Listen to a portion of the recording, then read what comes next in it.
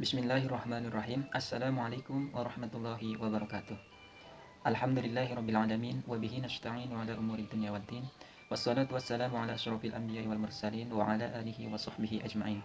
Amma ba'du. Perkenalkan, nama saya Ismet Maulana. Saya mahasiswa jurusan BKI atau Bimbingan Konseling Islam, Fakultas Dakwah, Universitas Islam Negeri Sultan Maulana Hasanuddin, Banten. Baiklah, pada kesempatan kali ini saya akan membahas mengenai materi tentang penyandang disabilitas. Nah, video ini ditunjukkan untuk memenuhi tugas saya sebagai mahasiswa dalam menjalankan UTS pada mata kuliah konseling rehabilitasi yang diampu oleh dosen saya, yaitu Bu Raudoh. Baiklah, di sini saya akan membahas mengenai penyandang disabilitas. Sebelum itu, apa sih penyandang disabilitas? Nah, di sini penyandang disabilitas itu adalah setiap orang yang mengalami keterbatasan fisik, ya, seperti intelektual, kemudian mental, sensorik, ya, dalam jangka waktu yang cukup lama, sehingga dalam berinteraksi dengan lingkungan sekitar ini, ya, mengalami sebuah hambatan, ya, atau kesulitan untuk berpartisipasi dengan warga sekitar atau dengan warga negara yang lainnya. Nah, untuk penyandang disabilitas sendiri, PBB atau Perserikatan Bangsa-Bangsa memproklamasikan Hari Disabilitas Internasional pada tahun 1992 melalui resolusi nomor 47/3. Nah, pada peringatan tahunan tersebut ditujukan untuk mempromosikan hak dan kesejahteraan penyandang disabilitas, ya, di semua bidang masyarakat.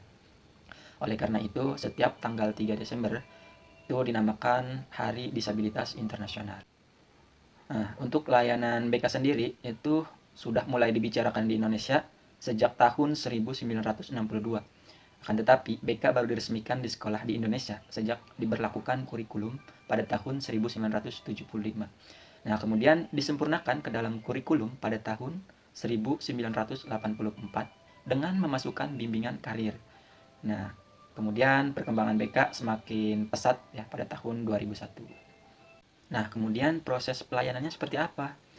Nah, di sini kita bisa memilih, ya, dalam proses pelayanan yang diberikan untuk si klien, ya, atau konseling bagi penyandang disabilitas.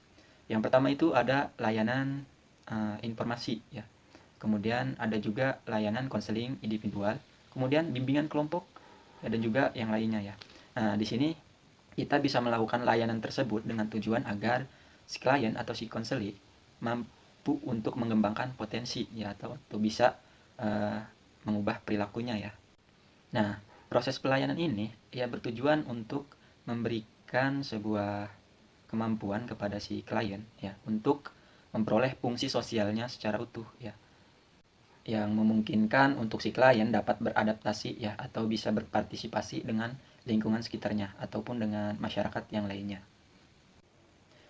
Kemudian ada langkah-langkah dalam melakukan sebuah pelayanan dalam konseling disabilitas. Nah, di sini ada langkah-langkahnya, yaitu, ya, sebelum kita melakukan program atau melakukan layanan BK, ya, langkah lebih baiknya kita melakukan sebuah asesmen. Nah, asesmen itu apa sih? Ya, jadi asesmen itu sebuah kegiatan, ya, yang dilakukan oleh seseorang atau yang dilakukan oleh guru bimbingan konseling, ya, untuk menyusun suatu program. Nah, di sini tujuan dari asesmen tersebut adalah untuk memperoleh data yang relevan, objektif.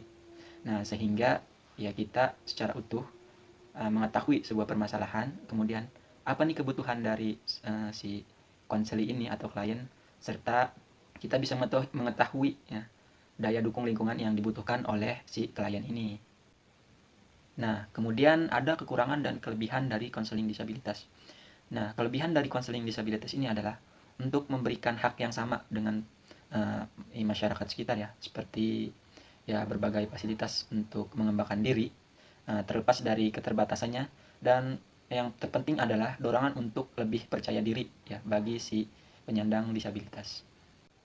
Nah, untuk kekurangannya sendiri mungkin terdapat dari guru BK, ya, atau kurangnya pengetahuan guru BK mengenai konseling bagi penyandang disabilitas tertentu, ya, seperti tunarungu, ya, karena pada proses untuk berkomunikasi, ya, memungkinkan menggunakan sebuah bahasa isyarat. Ya, kenapa digunakan sebuah bahasa isyarat? Ya, agar informasi yang kita berikan, ya, bisa tersampaikan dengan jelas, ya. Nah, kemudian apa sih peran dari layanan konseling disabilitas ini, atau apa tujuan dari adanya layanan konseling disabilitas ini? Nah, di sini saya mengutip pendapat dari Sri Widati. Nah, tujuan utama dari rehabilitasi atau layanan dari konseling disabilitas ini adalah membantu penyandang disabilitas agar dapat melaksanakan fungsi sosialnya secara wajar, sesuai dengan bakat, kemampuan, pendidikan, dan juga pengalamannya. Kemudian ada aspek atau hak-hak penyandang disabilitas. Nah, apa saja sih aspek atau hak-hak penyandang disabilitas? Nah, dalam Undang-Undang Nomor 19 Tahun 2001 diatur tentang hak-hak para penyandang disabilitas. Nah, hak-haknya ini adalah mulai dari hak untuk bebas dari penyiksaan, kemudian perlakuan yang kejam atau tidak manusiawi, ya kemudian merendahkan martabat manusia, nah, hingga hak untuk bebas dari eksploitasi, ya kekerasan dan perlakuan yang semena-mena. Nah, oleh karena itu, hak penyandang disabilitas di sini adalah ya sama dengan warga negara yang lainnya, ya yang normal, ya memiliki hak yang sama dalam setiap kebutuhan. Mungkin itu saja yang dapat saya sampaikan mengenai penyandang disabilitas dan juga layanan konseling dalam penyandang disabilitas. Kurang dan lebihnya saya cukupkan dan saya mohon maaf apabila ada kekurangan ataupun kesalahan. Kurang lebihnya saya mohon maaf, saya ucapkan terima kasih. Wassalamualaikum warahmatullahi wabarakatuh.